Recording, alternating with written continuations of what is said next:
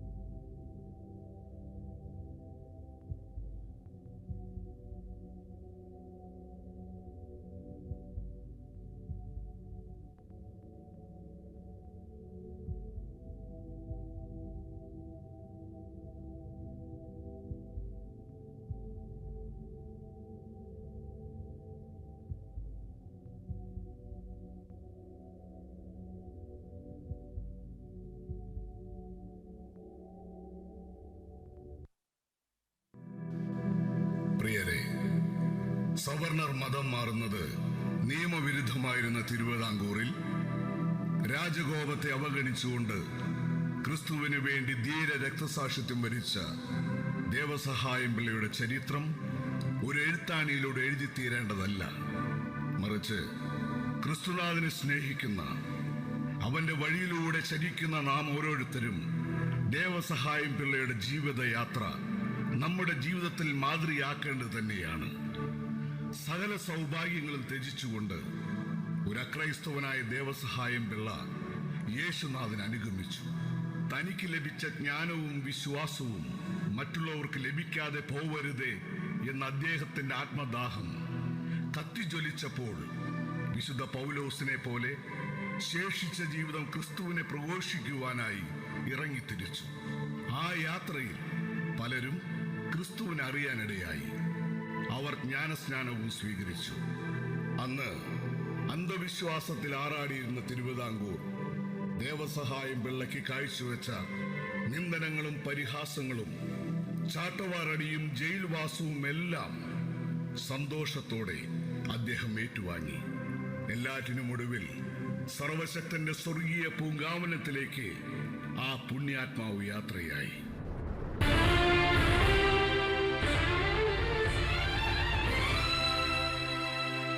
ജീവിതം സാക്ഷി.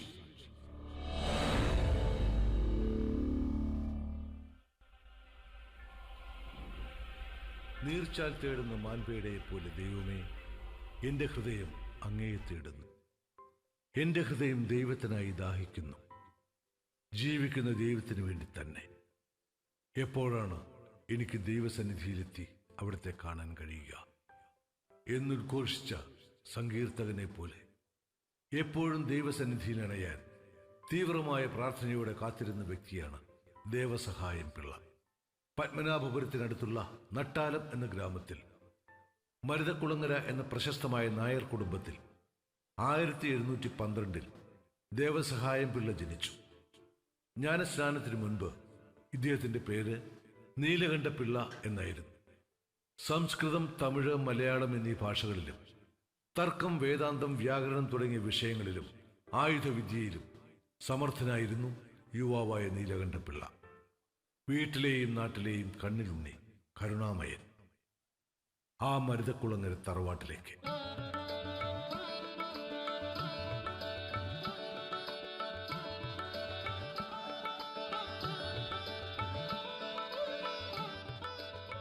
തമ്പ്രാ, തമ്പ്രാ, എന്താ കാര്യം പറയുക. തമ്പ്രാനെ ഒന്ന് മുഖം കാണിക്കണം, ഒരു സങ്കടം പറയാനുണ്ട്. സങ്കടങ്ങളും പരാതികളും ആദ്യം എന്നോട് പറയുക, ആദ്യം ഞാൻ കേൾക്കട്ടെ. എന്നിട്ട് കൊള്ളാവുന്നതാണെങ്കിൽ തമ്പുരാനോട് ഞാൻ പറഞ്ഞോളാം. പറയൂ, എന്താണ് സങ്കടം? അത് പിന്നെ ഓഹോ, അതാണോ സങ്കടം? അതല്ല. എങ്കിൽ സമയം കളയാതെ പറയൂ, എനിക്ക് വേറെ ജോലിയുണ്ട്. ഈ ആണ്ടത്തെ കൃഷി നശിച്ചു, അതുകൊണ്ട് പാട്ടം തരാനുള്ള പണം ഇല്ല അല്ലേ? കൃഷി നശിച്ചില്ലെങ്കിൽ പാട്ടം തന്നാൽ മതി എന്നായിരുന്നില്ലല്ലോ കരാർ? അല്ല, എന്നാലും കൃഷി ഇറക്കേണ്ടതും വിളവെടുക്കേണ്ടതും നിങ്ങളാണ്. അത് കൃത്യമായിട്ട് ചെയ്യാതെ എല്ലാം കൃത്യമായിട്ട് ചെയ്തു. പക്ഷെങ്കി കാലാവസ്ഥ ചതിച്ചാ ഞങ്ങൾ എന്ത് ചെയ്യും? അതുകൊണ്ട് അടുത്ത ആണ്ടുകൂടി പാടം പാട്ടത്തിന് തന്ന ഈ കടം ഞങ്ങൾ വീട്ടിക്കോളാം. അടുത്ത ആണ്ടും നിങ്ങൾ ഇങ്ങനെ തന്നെ പറഞ്ഞു വന്നാലോ? അത് പറ്റില്ല. എത്രയും പെട്ടെന്ന് പാട്ടം അടച്ചു തീർക്കുക, എങ്ങനെയെങ്കിലും. അങ്ങ് വിചാരിച്ച ഞാൻ വിചാരിക്കില്ല. എന്റെ തമ്പ്രാന് നഷ്ടമുണ്ടാകുന്ന ഒരു കാര്യവും ഞാൻ വിചാരിക്കില്ല. നിങ്ങൾക്ക് പോകാം. പോകാൻ വരട്ടെ.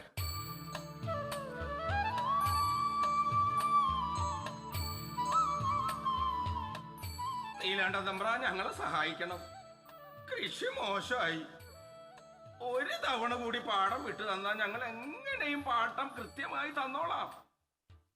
തലമുറകളായി ഞങ്ങൾ കൃഷി ചെയ്യുന്ന പാടം വേറെ ആൾക്കാർക്ക് പാട്ടത്തിന് കൊടുത്ത സങ്കടമുണ്ട്. ആ പാടം അടുത്ത വർഷവും നിങ്ങൾക്ക് തന്നെ പാട്ടത്തിന് തരുന്നു. നീലാണ്ട, എന്താ ഈ പറയണേ? ഇവരുടെ സങ്കടങ്ങളെല്ലാം ഞാൻ കേട്ടു. ഈ പാവങ്ങളെ സഹായിക്കേണ്ടത് നമ്മളാണ്. കാരണം നമ്മുടെ മണ്ണിൽ പൊന്നു വിളയിക്കേണ്ടത് അവരാണ്. അവരില്ലാതെ ഈ നാടിന് ജീവനില്ല. അതുകൊണ്ടാണ് എന്റെ ഈ തീരുമാനം. അച്ഛാ, എല്ലാം ഞാൻ കേട്ടു. അന്നം തരുന്നവനെ പിണക്കരുതച്ഛ. എനിക്ക് പ്രായമായി. ഇനി കാര്യങ്ങളൊക്കെ നീ തന്നെ തീരുമാനിച്ച് നടപ്പിലാക്കുക. നീ അറിവുള്ളവനാണ്.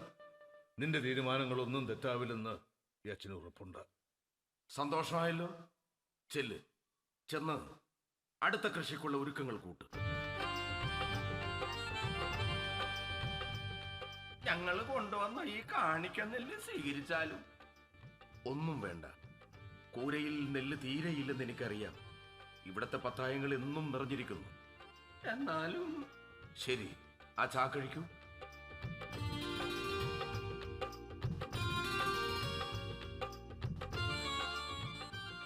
ഇത് നിങ്ങളുടെ സ്നേഹത്തിന്റെ ഒരു പിടി നെല്ല്. ഞാനിതെടുക്കുന്നു. പാവങ്ങളോട് കരുണ കാണിക്കുന്ന അങ്ങ് വലിയവനാണ്, ദീനദയാലുവാണ്.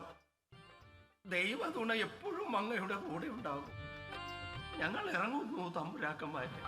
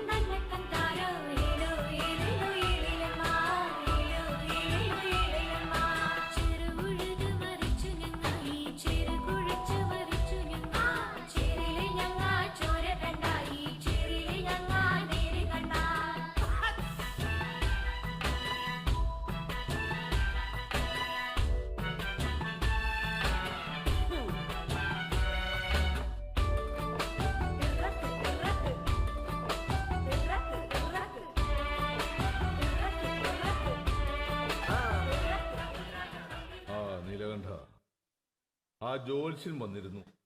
എന്തിനാണാവോ? മറന്നോ? നിന്റെ വിവാഹ തീയതി കുറിച്ചുകൊണ്ടാ വന്നത്. ഇരണിയലിനടുത്ത് മേക്കാട് കുടുംബത്തിലെ ഭാർഗവി നിന്റെയും ഈ തറവാടിന്റെയും കെടാവിളക്കായിരിക്കും.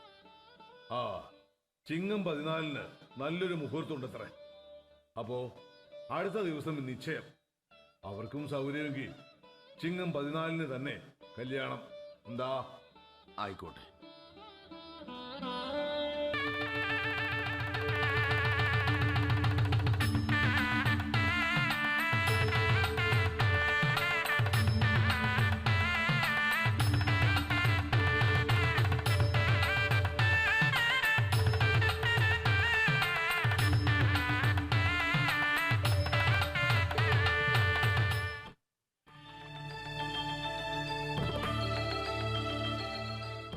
വിഷമിക്കണ്ട, അത് കാറ്റുകൊണ്ട് അണഞ്ഞു പോയതല്ലേ. എന്നാലും എന്തോ ഒരു അപശകുനം പോലെ. ഒരപശകുനവുമില്ല. ഇങ്ങനെ ശകുനങ്ങൾ നോക്കാൻ പോയാലേ ജീവിക്കാൻ പറ്റില്ല. പിന്നെ ഈ കിടാവിളക്കുള്ളപ്പോൾ മറ്റു വിളക്കുകളെല്ലാം അണഞ്ഞോട്ടെ. എന്നാലും എനിക്ക് എന്തോ ഒരു സങ്കടം. അത് കെടാതെ ഞാൻ ശ്രദ്ധിക്കണമായിരുന്നു. എന്റെ തെറ്റ്. അങ്ങ് ക്ഷമിക്കണം. ഇത്തരം അന്ധവിശ്വാസങ്ങളോട് എനിക്ക് യോജിക്കാനാവില്ല. കാറ്റ് വന്നു, വിളക്കു കെട്ടു. അതിന് നമ്മളെന്ത് പിഴച്ചു? കെട്ടുപോകുന്ന വിളക്കുകൾ വീണ്ടും തെളിയിച്ച് നമുക്ക് മുന്നോട്ട് പോകാം. അണഞ്ഞ ദീപങ്ങളെക്കുറിച്ച് വേവലാതിപ്പെടാനുള്ളതല്ല ജീവിതം.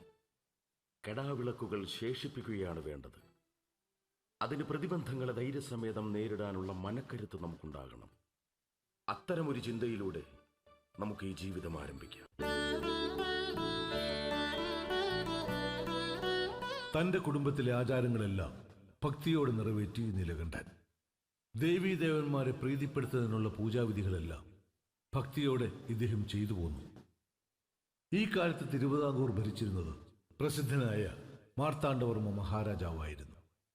നീലകണ്ഠപിള്ളയുടെ ബുദ്ധി സാമർഥ്യത്തിലും സ്വഭാവത്തിലും താല്പര്യം തോന്നി മാർത്താണ്ഡവർമ്മ നീലകണ്ഠനെ പത്മനാഭപുരം നീലകണ്ഠസ്വാമി കോവിലിലെ കാര്യസ്ഥനായും പത്മനാഭപുരം കോട്ട നിർമ്മാണത്തിന്റെ ചുമതലക്കാരനായും നിയമിച്ചു.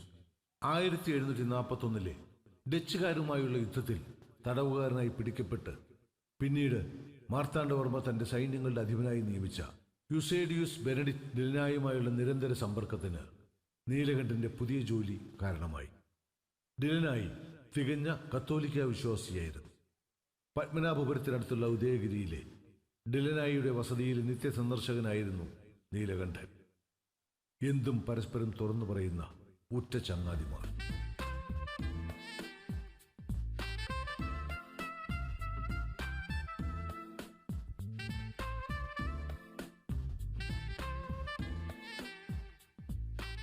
Good morning captain. Good morning. പിന്നെ എന്തൊക്കെയുണ്ട് പുതിയ വാർത്തകൾ? പ്രത്യേകിച്ച് ഒന്നുമില്ല. കൊട്ടാരം പണികളൊക്കെ നന്നായി പോകുന്നു. പക്ഷേ എന്തോ ഒന്ന് നന്നായി പോകുന്നില്ല, ശരിയല്ലേ? അത് നിങ്ങളുടെ മുഖം കണ്ടാലറിയാം മനസ്സിലെ സംഘർഷം. ശരിയാണ്. കുറച്ച് നാളായി ക്യാപ്റ്റനോട് ഞാനിത് പറയണമെന്ന് വിചാരിക്കുന്നു. Tell me, what's the matter? തുറന്നു പറയൂ. കുടുംബത്തിലെ വിഷയമാണ്. ഇത്രയും കാലം അരിഷ്ടതകളൊന്നും കൂടാതെ തറവാട്ടിൽ സന്തോഷം നിറഞ്ഞു നിന്നിരുന്നു. പക്ഷേ കുറച്ച് നാളായി ഓരോരോ ദുരിതങ്ങൾ. കുടുംബാംഗങ്ങളിൽ പലരും രോഗം ബാധിച്ച് കിടപ്പിലായി. കന്നുകാലികൾക്കും മറ്റു മൃഗങ്ങൾക്കും വരെ അസുഖങ്ങളും മരണങ്ങളും. കൃഷിയിലും കാര്യമായ നഷ്ടങ്ങൾ തന്നെ. സാമ്പത്തികമായ പരാധീനത താങ്ങാവുന്നതിലപ്പുറമായി. ഇങ്ങനെ പോയാൽ ദാരിദ്ര്യവും പട്ടിണിയും കുടുംബത്തിലേക്ക് പടിയേറി വരാൻ ഏറെ താമസമുണ്ടാവില്ല. നിങ്ങൾ തികഞ്ഞ ദൈവവിശ്വാസിയല്ലേ? അതെ. ദേവീകോപമാണെന്ന ജ്യോത്സ്യം പ്രശ്നം വെച്ച് പറഞ്ഞത്. ദേവീപ്രീതിക്കായി അജബലി, കുക്കുടബലി, പൊങ്കാല, വെട്ടിമുറിപ്പ് മുതലായ കർമ്മങ്ങൾ ഒത്തിരി നടത്തി. കയ്യിലുണ്ടായിരുന്ന പണവും നഷ്ടപ്പെട്ടു എന്നല്ലാതെ യാതൊരു മാറ്റവുമില്ല. അന്ധവിശ്വാസമാണെന്ന് അറിഞ്ഞിട്ട് കൂടി എല്ലാറ്റിനും കൂടെ നിന്നു.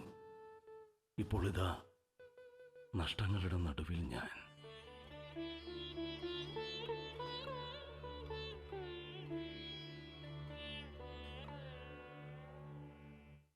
പ്രിയ സുഹൃത്തെ, നിങ്ങളുടെ ഈ ദുഃഖം വെറുതെയാണ്. നശ്വരമായ ലൗകിക സുഖങ്ങൾക്കായി എന്തിനിങ്ങനെ വ്യാകുലപ്പെടുന്നു? ഈ ലോകം മുഴുവൻ സമ്പാദിച്ചിട്ട് നിങ്ങളുടെ ആത്മാവ് നശിക്കുന്നുവെങ്കിൽ ആ സമ്പാദ്യം കൊണ്ട് എന്തു പ്രയോജനമാണുള്ളത്? സുഖവും ദുഃഖവും വ്യക്തിയിൽ അധിഷ്ഠിതമാണ്. ഒരു പിച്ചക്കാരന് 4 കാശ് കിട്ടിയാൽ സന്തോഷമായിരിക്കും. പക്ഷെ അതൊരു മഹാരാജാവിന് ലഭിച്ചാൽ അവൻ അതൊന്നുമല്ല.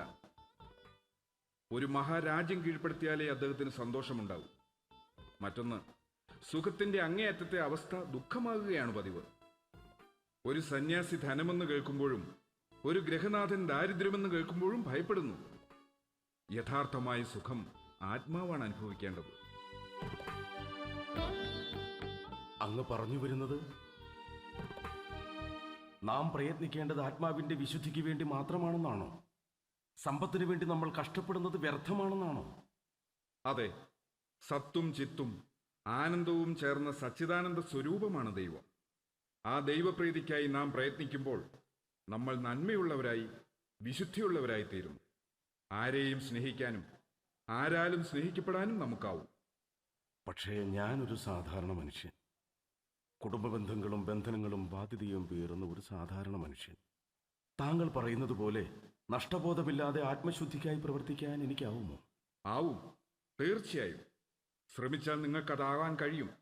ഞങ്ങളുടെ ബൈബിളിൽ ഒരു കഥയുണ്ട്, യോബിന്റെ കഥ. ഗോത്രപിതാക്കന്മാരുടെ കാലത്ത് ഇസഹാക്കിന്റെ പുത്രനായ ഏസാവിന്റെ വംശത്തിൽ യോബ് എന്നു പേരായ ഒരു പരമഭക്തനുണ്ടായിരുന്നു. അദ്ദേഹത്തിന് 7 പുത്രന്മാരും 3 പുത്രിമാരും ഉണ്ടായിരുന്നു. ധാരാളം സമ്പത്ത്, 7000 ആടുകൾ, 3000 ഒട്ടകങ്ങൾ, 500 കഴുതകൾ, പിന്നെ അനവധി ദാസന്മാർ. എന്നാൽ ധനത്തേക്കാൾ ഈശ്വരഭക്തി യോബിനെ കീർത്തിമാനാക്കി. അതിൽ അസൂയ പൂണ്ട പിശാച് യോബിൻ്റേത് കപടഭക്തിയാണെന്നും അവനൊരാപത്ത് വന്നാൽ അവൻ താങ്കളെ തള്ളിപ്പറയുമെന്നും ദൈവത്തോട് പറയുന്നു. ഒടുവിൽ യോബിനെ പരീക്ഷിക്കാൻ ദൈവം പിശാചിന് അനുവാദം കൊടുത്തു. പിശാച് പരീക്ഷണം ആരംഭിച്ചു. ഒരു ദിവസം യോബ് തന്റെ കുടുംബത്തോടൊപ്പം സഹോദര ഭവനത്തിൽ വിരുന്ന് സൽക്കാരത്തിൽ പങ്കെടുത്തുകൊണ്ടിരിക്കുമ്പോൾ ഒരു ദൂതൻ ഓടി വന്നു പറഞ്ഞു, ഷേബാക്കർ, അങ്ങയുടെ കാളകളെയും കഴുതകളെയും പിടിച്ചുകൊണ്ടുപോയി, വേലക്കാരെ വെട്ടിക്കൊന്നു. ആ ഞെട്ടൽ മാറും മുമ്പ് മറ്റൊരു ദൂതൻ വന്നു പറഞ്ഞു, ആകാശത്തിൽ നിന്ന് അഗ്നി വീണ് അങ്ങയുടെ ആടുകളെയും ആട്ടിടയന്മാരെയും നശിപ്പിച്ചിരിക്കുന്നുവെന്ന്. തീർന്നില്ല, അപ്പോഴേക്കുമെത്തി അടുത്ത ദുരന്ത വാർത്ത. കൽഡായക്കാർ യോബിന്റെ ഒട്ടകങ്ങളെ പിടിച്ചുകൊണ്ടുപോയി വേലക്കാരെ വെട്ടിക്കൊന്നുവെന്ന്. അപ്പോഴേക്കും 4മതൊരുവൻ എത്തി പറഞ്ഞു, യോബിന്റെ മക്കൾ വിരുന്ന് കഴിച്ചുകൊണ്ടിരുന്ന കെട്ടിടം കൊടുങ്കാറ്റുകൊണ്ട് നിലം പതിച്ച് അതിലുണ്ടായിരുന്നവരെല്ലാം മരിച്ചുപോയത്രേ. ഇത്രയും ദുരന്തങ്ങൾ എങ്ങനെ നേരിട്ടു ആ ദൈവഭക്തൻ? അദ്ദേഹം തന്റെ വസ്ത്രങ്ങളെ കീറിക്കളഞ്ഞ് നിലത്ത് വീണ് ദൈവത്തെ ആരാധിച്ചു പറഞ്ഞു, ഞാൻ എൻ്റെ അമ്മയുടെ ഉദരത്തിൽ നിന്നും നഗ്നനായി വന്നു, അതിനാൽ എൻ്റെ അന്ത്യത്തിലും ഞാൻ നഗ്നനായിരിക്കണം. കർത്താവ് തന്നു, കർത്താവ് എടുത്തു, കർത്താവിൻ്റെ നാമം വാഴ്ത്തപ്പെടട്ടെ. ഉറച്ച വിശ്വാസത്തിന്റെ മുന്നിൽ പിശാച് തോറ്റു. ദൈവം യോബിനെ ധാരാളമായി പ്രസാദിച്ചു. തീർന്നില്ല, പിശാച് വീണ്ടും യോബിനെ ശാരീരികമായി പീഡനമേൽപ്പിച്ചു. അവനെ രോഗിയാക്കി. രോഗത്തിന്റെ മൂർധന്യാവസ്ഥയിലും യോബ് ദൈവത്തെ സ്തുതിച്ചു. ഒടുവിൽ ദൈവം പ്രത്യക്ഷപ്പെട്ട് അവനെ കൂടുതൽ പ്രസാദിച്ചു. ഇവിടെ സൃഷ്ടാവായ ദൈവത്തിന്റെ മഹത്വം നാം മനസ്സിലാക്കണം. ദൈവതത്വം എന്താണെന്നും മനുഷ്യജന്മത്തിന്റെ കർമ്മം എന്താണെന്നും മനുഷ്യൻ ലോകത്തിൽ പ്രവർത്തിക്കേണ്ടത് എന്താണെന്നും നാം അറിയണം. ഇതെല്ലാം കേൾക്കുമ്പോൾ മനസ്സിൽ എന്തോ ഒരു വല്ലാത്ത ആശ്വാസം. സുഹൃത്തെ, താങ്കൾ പറഞ്ഞത് എത്ര ശരിയാണ്. എന്തിനാണ് മനുഷ്യൻ ധനത്തിന്റെ പിറകെ പായുന്നത്? മരിക്കുമ്പോൾ നാം ഒന്നും കൂടെ കൊണ്ടുപോകുന്നില്ല. ആ മരണം പോലും ദൈവത്തിന്റെ നിശ്ചയത്തിലാണ്. ഞാൻ ആ സത്യദൈവത്തിൽ വിശ്വസിക്കുന്നു. ആ വിശ്വാസമാണ് തടവുകാരനായി പിടിക്കപ്പെട്ട എന്നെ നിങ്ങളുടെ നാട്ടിലെ സർവ്വ സൈന്യാധിപനാക്കിയത്. ആ ദൈവത്തെ ഞാൻ എന്നും സ്മരിക്കുകയും സ്തുതിക്കുകയും ചെയ്യും.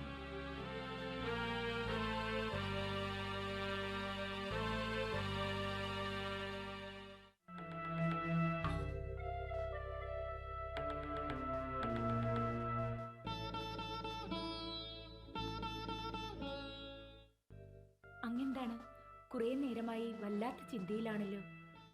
അതെ, ഞാൻ വല്ലാത്ത ചിന്തയിലായിരുന്നു. നമ്മുടെ കഷ്ടപ്പാടുകളെക്കുറിച്ചാണെങ്കിൽ അങ്ങ് സമാധാനപ്പെടൂ. ഭദ്രകാളി പൂജയും ബലികളും നടത്തിയില്ലേ? ദേവി പ്രസാദിക്കും, എനിക്ക് ഉറപ്പുണ്ട്. ഇല്ല, ഇതൊക്കെ വെറും അന്ധവിശ്വാസങ്ങളാണ്. സത്യദൈവം ഒരു മൃഗബലിയും ആവശ്യപ്പെടുന്നില്ല. ഹൃദയശുദ്ധിയോടെയുള്ള പ്രാർത്ഥന മാത്രമാണ് സത്യദൈവത്തിന് ഇഷ്ടം. അതുവഴി ആരാധകന്റെ മേൽ അവൻ പ്രസാദിക്കുന്നു. അവൻ ആത്മാവിന് ശാന്തിയും ജീവിതത്തിൽ സമാധാനവും പ്രദാനം ചെയ്യുന്നു. ആ നന്മയും സ്നേഹവും സമൂഹത്തിന് സന്തോഷവും ഐശ്വര്യവും സമ്മാനിക്കുന്നു. ആ സത്യദൈവത്തെ ഇനി മുതൽ ഞാനും ആരാധിക്കാൻ തീരുമാനിച്ചു.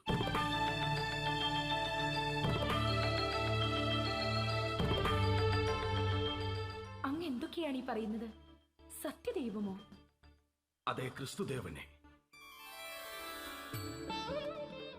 തന്നെ പോലെ തന്നെ തന്റെ അയൽക്കാരനെയും സ്നേഹിക്കണമെന്ന് പറഞ്ഞ, മനുഷ്യ നന്മയെക്കുറിച്ചും സ്നേഹത്തെക്കുറിച്ചും മാത്രം ബോധനങ്ങൾ നൽകിയ ആ ദൈവപുത്രനെ ഞാൻ മനസ്സാ സ്വീകരിച്ചു കഴിഞ്ഞു. അങ്ങേക്കെന്താ ഭ്രാന്ത് പിടിച്ചോ? ഹിന്ദു മതാചാരത്തിന്റെ വലിയൊരു വേലിക്കെട്ടിലാണ് നാം വളർന്നതും ഇതുവരെ ജീവിച്ചതും ജീവിക്കുന്നതും. പെട്ടെന്നൊരു മതം മാറ്റം അതാർക്കും അംഗീകരിക്കാനാവില്ല. ആരും അതിന് സമ്മതിക്കില്ല. എനിക്ക് ആരുടെയും സമ്മതം ആവശ്യമില്ല. എന്റെ തീരുമാനം ഉറച്ചതാണ്. എന്റെ സഹധർമ്മിണിയായ നിനക്ക് പോലും സത്യദൈവത്തിന്റെ പാതയിൽ നിന്നും എന്നെ പിന്തിരിപ്പിക്കാനാവില്ല. വേണമെങ്കിൽ യേശുദേവന്റെ മഹത്വം മനസ്സിലാക്കി ഇനിയുള്ള ജീവിത വീതിയിൽ നിനക്കെന്റെ സഹചാരിയാകാം. അല്ലെങ്കിൽ ഇവിടെ വെച്ച് നിനക്കെന്നെ ഉപേക്ഷിക്കാം.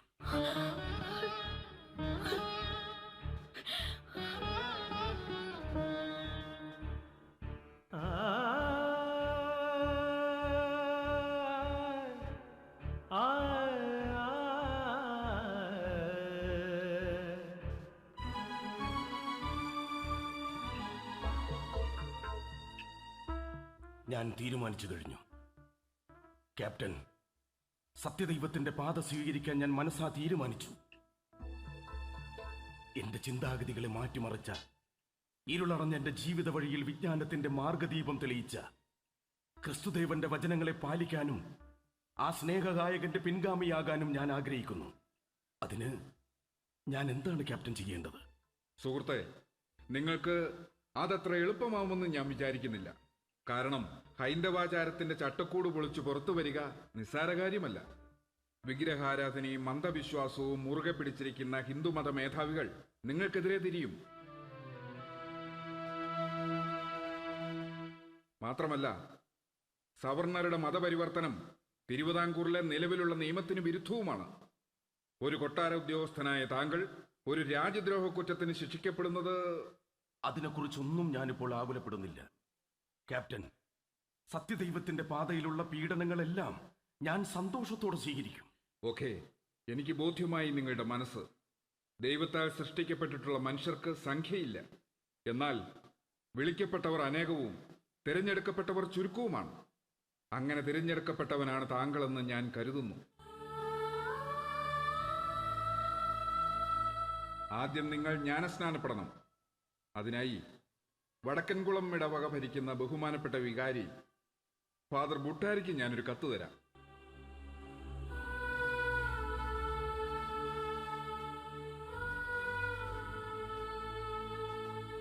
ഡിലനായിയുടെ കത്തുമായി നീലകണ്ഠപിള്ള ഫാദർ ബുട്ടാരിയുടെ മുന്നിലെത്തി.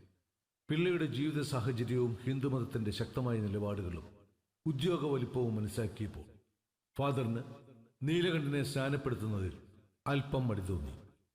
സംഭവിക്കാവുന്ന കഷ്ടതകളെക്കുറിച്ച് അദ്ദേഹം പിള്ളയെ താക്കീത് ചെയ്തു. പക്ഷേ ആരുടെയും പ്രേരണയാലല്ല, സ്വന്തം ഇഷ്ടപ്രകാരമാണ് ജ്ഞാനസ്നാനത്തിനെത്തിയതെന്നും സത്യവിശ്വാസത്തെ രക്ഷിക്കുന്നതിനു വേണ്ടി തന്റെ സർവ്വസ്വത്തുക്കളെയും ബന്ധുമിത്രാദികളെയും തന്റെ ശരീരത്തെ തന്നെയും ഉപേക്ഷിക്കുന്നതിന് തയ്യാറാണെന്ന് പിള്ള ഉറപ്പിച്ചു പറഞ്ഞതോടെ ഫാദർ പിള്ളയുടെ ജ്ഞാനസ്നാനത്തിന് തയ്യാറായി. അങ്ങനെ 1746 മെയ് 17-ാം തീയതി നീലകണ്ഠപിള്ള ലാസറസ് അഥവാ ദേവസഹായം പിള്ള എന്ന പുതിയ പേരിൽ ജ്ഞാനസ്നാനം ചെയ്യപ്പെട്ടു. വാർത്ത കാട്ടുതീ പോലെ പരന്നു. ദേവസഹായം പിള്ള യാതൊരു കൂസലുമില്ലാതെ എല്ലാ ചോദ്യങ്ങളെയും സധൈര്യം നേരിട്ടു. താമസിയാതെ സ്വന്തം ഭാര്യ ഭാർഗവി പിള്ളയെയും ജ്ഞാനസ്നാനത്തിനായി സമ്മതിപ്പിച്ചു. ഭർത്താവിന്റെ സത്യവിശ്വാസം ഭാർഗവിക്കും ബോധ്യമായി.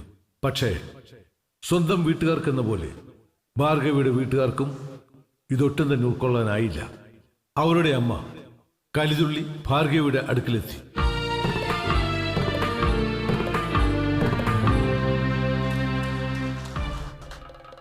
ഭാർഗവി, എന്താണ് ഈ കേൾക്കുന്നത്? അമ്മ എന്ത് കേട്ടുവെന്നാ? നിന്റെ ഭർത്താവ് മതം മാറി ക്രിസ്ത്യാനിയായോ? ആയി. അതിനെന്താ? അതിന് എന്താണെന്നോ? കണ്ട പരദേശികളുടെ പിന്നാലെ വേദപുസ്തകം പിടിച്ചുകൊണ്ട് നടക്കാൻ അവര് നാണമില്ലേ? മോളെ, അവര് നിന്റെ ഭർത്താവിന് എന്തോ കൈവശം കൊടുത്ത് മനസ്സ് മാറ്റിയതാ. ആരും ഒരു വിഷവും കൊടുത്ത് മയക്കിയതല്ല അദ്ദേഹത്തിന്റെ മനസ്സ്. ആ മനംമാറ്റത്തിന്, മതം മാറ്റത്തിന് ഒത്തിരി ദിവസങ്ങളുടെ, ഒത്തിരി ചിന്തകളുടെ പിൻബലമുണ്ട്. നീ അവനോടൊപ്പം ചേർന്ന് സംസാരിച്ചാലുണ്ടല്ലോ, ഇതിന്റെയൊക്കെ വരുമരായെ കുറിച്ച് ആലോചിച്ചിട്ടുണ്ടോ നീയെ? ബ്രാഹ്മണ കോപം, അതിനേക്കാൾ ഉപരി രാജകോപം. കൊട്ടാര ഉദ്യോഗസ്ഥനായാലും വധശിക്ഷ വരെ കിട്ടാവുന്ന കുറ്റമാണ് മതം മാറ്റം. അറിയോ നിനക്ക്? അവൾക്ക് മാത്രമല്ല, എനിക്കും നല്ല ബോധ്യമുണ്ട് ഈ മതമാറ്റത്തിന്റെ ഭവിഷ്യത്തുകളെ കുറിച്ച്. എന്നിട്ടും നിങ്ങൾ... അതെ മക്കളെ, നിങ്ങളുടെ നന്മയ്ക്ക് വേണ്ടിയാണ് അമ്മ പറയുന്നത്. ഈ പൊല്ലാപ്പൊക്കെ ഒഴിവാക്കി ഒരു ഭദ്രകാളി പൂജ കഴിച്ച് ഒരു അജബലിയും നടത്തി ഭഗവതിയോട് പ്രാർത്ഥിച്ച ഭഗവതി ഈ അപരാധം പൊറുക്കും. ഈ കുടുംബത്തിൽ ഉണ്ടായിക്കൊണ്ടിരിക്കുന്ന അരിഷ്ടതകളൊക്കെ മാറും. ഈ കുടുംബത്തിൽ അരിഷ്ടതകൾ ഉണ്ടാകാൻ തുടങ്ങിയപ്പോഴാണ് ഞാൻ ഈ പരിഹാര മാർഗം കണ്ടെത്തിയത്. ഇപ്പോൾ ഗാർഹിക പ്രശ്നങ്ങളോ ലൗകിക സുഖങ്ങളോ എന്റെ വിഷയമല്ല. സത്യമാർഗത്തിലൂടെ വിശുദ്ധിയിലേക്കുള്ള യാത്രയിലാണ് ഞങ്ങളിപ്പോൾ. ഞങ്ങളെന്ന് പറഞ്ഞാൽ എന്റെ ഭാര്യയും എന്നെ പിന്തുടർന്ന് ഫാദർ പൂട്ടാരിയുടെ കാർമ്മികത്വത്തിൽ ജ്ഞാനസ്നാനം സ്വീകരിച്ച് ജ്ഞാനപ്പൂ എന്നർത്ഥമുള്ള ത്രേസ്യയായി. എന്റെ ദൈവങ്ങളെ, ഞാൻ എന്താണ് ഈ കേൾക്കുന്നത്? സത്യമാണമ്മേ, ഇപ്പോൾ ഞാൻ ത്രേസ്യയാണ്. ക്രിസ്തുവിന്റെ എളിയ ദാസി ത്രേസ്യ. ആ സ്നേഹസ്വരൂപന്റെ സത്യവചനങ്ങൾ പ്രചരിപ്പിക്കാൻ ഇനി ഞാനും ഇദ്ദേഹത്തോടൊപ്പം ഉണ്ടാകും. അനുഭവിക്കും, നിങ്ങൾ അനുഭവിക്കും. ഭദ്രകാളി കോപിക്കും. നിങ്ങൾക്ക് നരകയാതന അനുഭവിക്കേണ്ടി വരും. സത്യദൈവത്തിന്റെ പേരിൽ മരിക്കാനും ഞങ്ങൾ തയ്യാർ.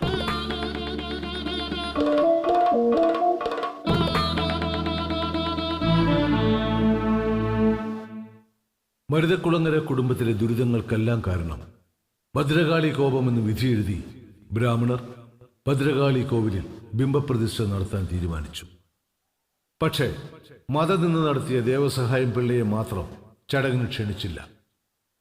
മഹോത്സവ വിശേഷമറിഞ്ഞെത്തിയ പിള്ള ബ്രാഹ്മണരുമായി സംവാദത്തിൽ ഏർപ്പെടുകയും ഹിന്ദുമതത്തിലെ പരമ്പരാഗത അന്ധവിശ്വാസങ്ങളെയും അനാചാരങ്ങളെയും കുറിച്ച് അവിടെ കൂടിയവരോട് പ്രസംഗിക്കുകയും ചെയ്തു. അത് സത്യദൈവത്തിന്റെ അവദാനങ്ങൾ വാഴ്ത്തിച്ചൊല്ലിയ മഹാവേദിയായി. പിള്ള കുടുംബത്തിൽ നിന്നും തിരിച്ചിറങ്ങി കുറെ കഴിഞ്ഞപ്പോൾ മരുതക്കുളങ്ങര കാർണവർ ഹൃദയാഘാതം മൂലം കുഴഞ്ഞു വീണു മരിച്ചു. അങ്ങനെ പ്രതിഷ്ഠ നടത്തേണ്ട പൂജാമണ്ഡപത്തിൽ കാരണവരുടെ ശവസംസ്കാര ചടങ്ങുകൾ നടത്തേണ്ടി വന്നു. ദിവസങ്ങൾക്കകം മാർത്താണ്ഡവർമ്മയുടെ പ്രധാനമന്ത്രി രാമയ്യൻ ദളവയുടെ മുന്നിൽ ദേവസഹായം പിള്ളയുടെ മതപരിവർത്തനത്തെക്കുറിച്ചുള്ള പരാതിയെത്തി. ആ കോപാഗ്നിയിൽ ജ്വലിച്ചിരുന്ന ദളവയുടെ മുന്നിലേക്ക് ഒരു ദിവസം ദേവസഹായം പിള്ളയെത്തി.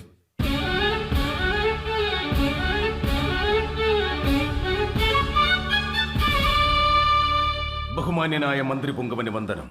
ഞാൻ ദേവസഹായം പിള്ള. ഞാൻ കേൾവിപ്പെട്ടിരിക്കുന്നു. വന്ന കാര്യം சொல்லுക.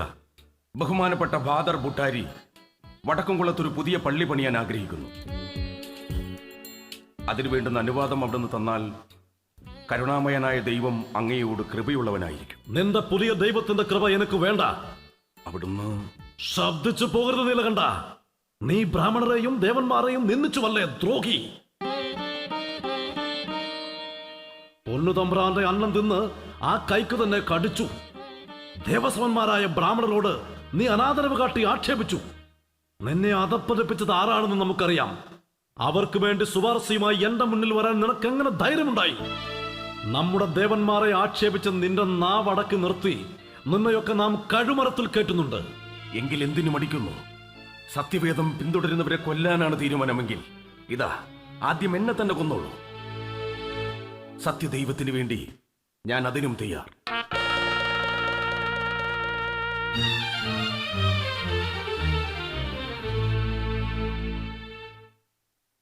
അപ്പോഴേക്കും എല്ലാ പ്രദേശങ്ങളിലും സത്യവിശ്വാസികളുടെ സംഖ്യ പെരുകിക്കഴിഞ്ഞിരുന്നു. ഒരു വിശിഷ്ട ക്രൈസ്തവ സമൂഹം രൂപപ്പെട്ടു കഴിഞ്ഞിരുന്നു. ബ്രാഹ്മണർക്ക് നിൽക്കക്കളിയില്ലാതായി.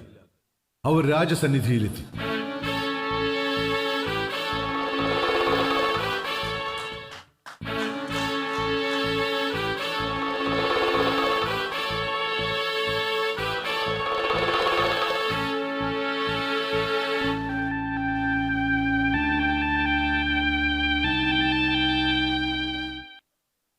നീലകണ്ഠൻ അവിടുത്തെ ഉപ്പും ചോർന്ന് നിന്ന് വളർന്നവനാ. ആ നന്ദി പോലും കാണിക്കാതെ അവനിപ്പോ ക്രിസ്ത്യാനികളോടൊപ്പം ചേർന്ന് വേദപുരാണങ്ങളിലും പൂജവിധികളിലും ജനങ്ങൾക്കുണ്ടായിരുന്ന വിശ്വാസം നശിപ്പിച്ചുകൊണ്ടിരിക്കുന്നു. നമ്മുടെ ദേവന്മാരെയും ബ്രാഹ്മണരെയും ആക്ഷേപിക്കുക. ഇങ്ങനെ പോയാൽ ശ്രീ പത്മനാഭ ക്ഷേത്രം ക്രിസ്ത്യാനികൾ കൈയടക്കി അവരുടെ ആരാധനാലയമാക്കും. ക്രൈസ്തവർ നാട് മുഴുവൻ വ്യാപിച്ച് രാജ്യത്തിന്റെ സമാധാനം ഇല്ലാതാക്കും. അതിനു മുമ്പ് ഇതിനൊക്കെ നേതൃത്വം കൊടുക്കുന്ന ആ ദേവസഹായം പിള്ളയെ വിലക്ക് നിർത്തുക. വേണ്ടി വന്ന ഇല്ലാതാക്കുക. അതേ തിരുമനസേ, ദേവസഹായം പിള്ളയെ ഇല്ലാതാക്കണം. അതോടെ ക്രിസ്ത്യാനികളുടെ പ്രവർത്തനങ്ങൾ ഇല്ലാതാകും. അഹങ്കാരിയായ ദൈവനിഷേധിയാണ് അയാൾ.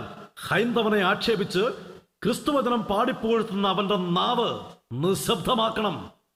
ഇല്ലെങ്കിൽ തിരുവിതാംകൂറിന് ആപത്ത്.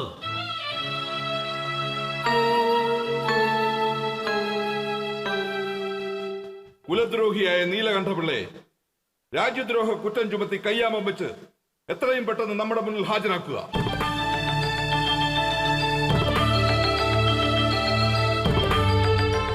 സത്യവിശ്വാസത്തിൽ നിന്നും പിന്മാറാൻ ഒത്തിരി പ്രേരണകളും പ്രലോഭനങ്ങളും വാഗ്ദാനങ്ങളും ബന്ധുമിത്രാദികളുടെ ഭാഗത്തു നിന്നുണ്ടായെങ്കിലും പിള്ള ഒന്നിനും വഴങ്ങിയില്ല.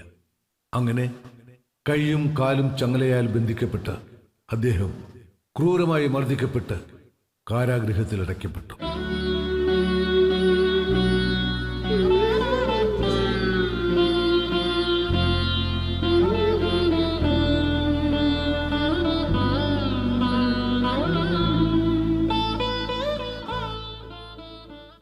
എന്തിനാണ് താങ്കൾ ഇങ്ങനെ പീഡനങ്ങൾ ഏറ്റുവാങ്ങുന്നത്? താങ്കൾ മഹാരാജാവിന്റെ പ്രിയപ്പെട്ടവനായിരുന്നില്ലേ? അദ്ദേഹത്തോട് മാപ്പ് പറഞ്ഞ് തെറ്റേറ്റു പറഞ്ഞ് ഹിന്ദു മതത്തിലേക്ക് തിരിച്ചു വന്നാൽ എനിക്ക് സ്ഥാനമാനങ്ങൾ കിട്ടുമായിരിക്കും, സമ്പത്ത് കിട്ടുമായിരിക്കും. പക്ഷെ എൻ്റെ ആത്മാവിന് ശാന്തി ലഭിക്കില്ല. സകലത്തിന്റെയും സൃഷ്ടികർത്താവിനെ തൊട്ടറിഞ്ഞ് എനിക്ക് അവിടത്തെ മാത്രമേ ഇനി ആരാധിക്കാനാവൂ, സേവിക്കാനാവൂ.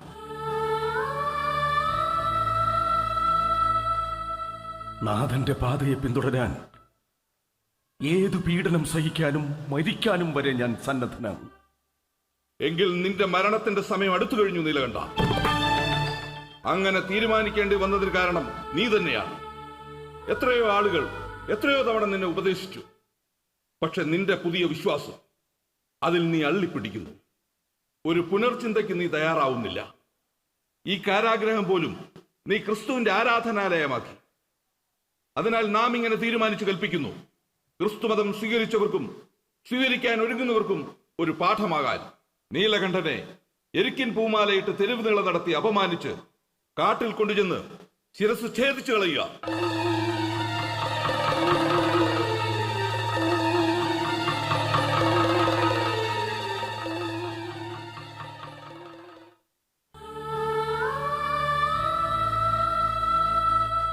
കർത്താവും ദൈവവുമായി എൻ്റെ ഈശോയെ, ഞാനൊരു ഹൈന്ദവനായിരുന്നിട്ട് കൂടി അവിടെ തന്നെ അങ്ങയുടെ പ്രിയപുത്രനായി സ്വീകരിച്ചു.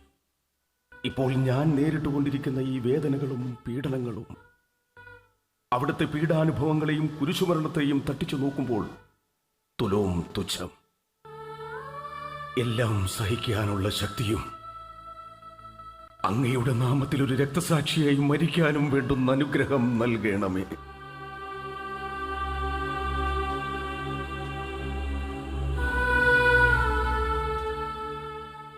പക്ഷേ വധശിക്ഷ നടപ്പാക്കും മുൻപ് രാജാവിന്റെ മറ്റൊരു കൽപ്പന എത്തി. നീലകണ്ഠനെ ഇപ്പോൾ ശിരച്ഛേദം ചെയ്ത് കൊല്ലണ്ട, വീണ്ടും തടവിൽ പാർപ്പിക്കുക. ശേഷം എരുമപ്പുറത്ത് കയറ്റി അപമാനിതനാക്കി എല്ലാ ഗ്രാമങ്ങളിലും അങ്ങാടി തെരുവുകളിലും കൊണ്ടുപോവുക. ക്രിസ്തുമതം ഉപേക്ഷിക്കാൻ ബ്രാഹ്മണരെ കൊണ്ട് ഉപദേശിക്കുക. എന്നിട്ടും അനുസരിച്ചില്ലെങ്കിൽ 30 അടി വീതം അടിക്കുകയും മുറിവുകളിലും നവദ്വാരങ്ങളിലും മുളകുപൊടി പുരട്ടി വെയിലത്തിരുത്തുകയും ചെയ്യുക. ദാഹശമനത്തിനായി മലിനജലം മാത്രം നൽകുക. ശിക്ഷാവിധികൾ പൂർണ്ണമായി നടപ്പാക്കി. ഈ ക്രൂരമായ പീഡനങ്ങൾ ഏറ്റിട്ടും അദ്ദേഹം ചെറുതായി പോലും ഒന്ന് നിലവിളിച്ചില്ല. ആ കണ്ടത്തിൽ നിന്നും പുറപ്പെട്ട ഏകനാമം ഈശോ എന്ന് മാത്രമായിരുന്നു. പിള്ളയുടെ രോഗസൗഖ്യ ശുശ്രൂഷയുടെയും പ്രാർത്ഥനാ ഫലങ്ങളുടെയും വാർത്തകൾ നാടുനീളെ പരന്നു.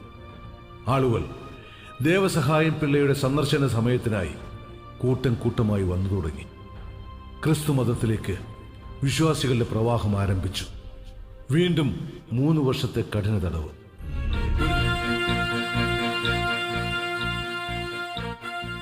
ഇങ്ങനെ പോയാൽ രാജ്യം ക്രിസ്ത്യാനികളെ കൊണ്ട് നിറയും. ദേവസഹായം പിള്ളയുടെ അത്ഭുത പ്രവർത്തികൾ കണ്ട് ഒത്തിരി ഹൈന്ദവർ ക്രിസ്തുമതത്തിലേക്ക് മാറിക്കഴിഞ്ഞു. മുൻപൊരിക്കൽ പുലിയൂർ കുരിശിക്കാട്ടിൽ ഒരു പാറയിൽ അയാൾ കൈമുട്ടുമടക്കി ഇടിച്ചപ്പോൾ പാറ പിളർന്ന് വെള്ളം വന്നു. അന്നു മുതൽ അദ്ദേഹത്തിന് ദൈവാംശം കൽപ്പിച്ചു വരുന്നു.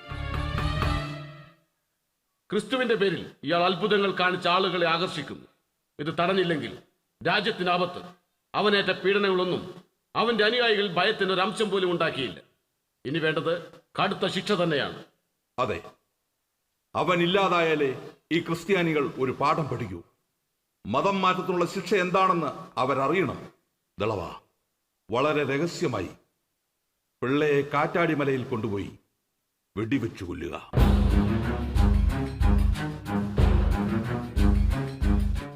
ഇത് തിരുവിതാംകൂർ മഹാരാജാവിന്റെ കൽപ്പന.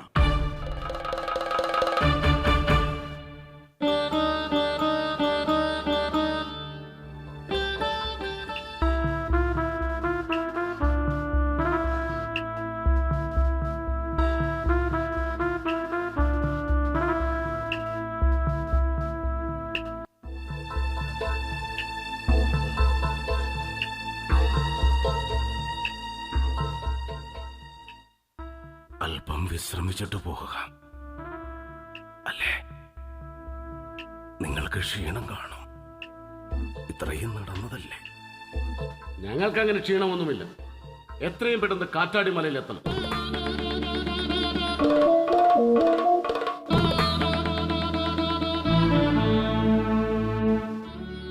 അയ്യോ, ഞാൻ അങ്ങയൊന്ന് കാണാൻ വന്നതാണ്. അവസാനമായി അല്ലേ? ആരാചാരായിരിക്കും രഹസ്യമായി നടപ്പാക്കാൻ രാജാവ് കൽപ്പിച്ച എന്റെ വധശിക്ഷയെക്കുറിച്ച് നിന്നോട് പറഞ്ഞത്? അതെ, രക്ഷപ്പെടാനുള്ള മാർഗം പറഞ്ഞു തന്നിട്ടും നിങ്ങൾ കൂട്ടാക്കിയില്ല എന്നും പറഞ്ഞു. എന്തിന് രക്ഷപ്പെടണം?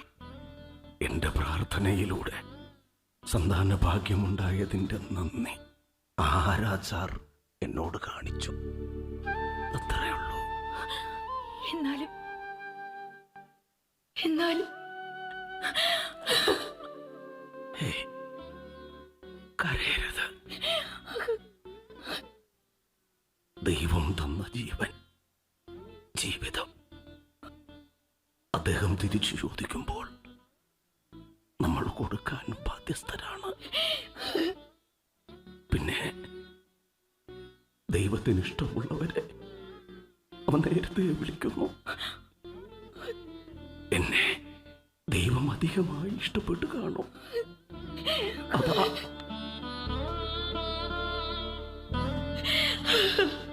കരയരുത്. പ്രാർത്ഥിക്കുക.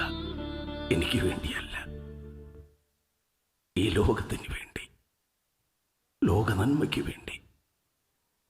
കർത്താവ് നിനക്ക് സമാധാനം നൽകട്ടെ.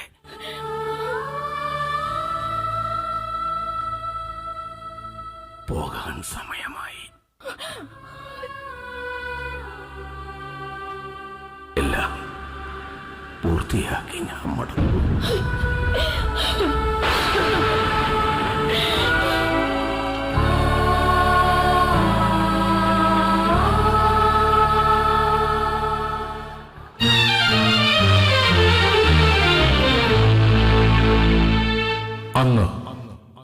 1752 മകരമാസം 14-ാം തീയതി കാറ്റാടിമലയിൽ വെച്ച് അദ്ദേഹത്തെ വെടിവെച്ചു കൊന്നു. 5 വെടിയുണ്ടയേറ്റ ആ ശരീരം വിശ്വാസത്തിന്റെ രക്തവർണ്ണം കൊണ്ട് കുതിർന്നു. കാട്ടിൽ ഉപേക്ഷിക്കപ്പെട്ട ആ മൃതശരീരം കണ്ടെത്താൻ ആർക്കുമായില്ല. നാളുകൾക്ക് ശേഷം അവശേഷിച്ച അസ്ഥികൾ കണ്ടെത്തുകയും ആ അവശിഷ്ടങ്ങൾ കോട്ടാറിലെ വിശുദ്ധ ഫ്രാൻസിസ് സേവ്യറിന്റെ പേരിലുള്ള ദേവാലയത്തിലെ അൽത്താരയ്ക്ക് മുന്നിൽ അടക്കം ചെയ്യുകയും ചെയ്തു. ക്രിസ്തുവിനെ പ്രതി രക്തസാക്ഷിത്വം വരിച്ച ആ കർമ്മയോഗിയുടെ സ്മാരകങ്ങൾ ഇന്നും വിശ്വാസികൾ കാത്തുസൂക്ഷിക്കുന്നു വിശുദ്ധിയോടെ.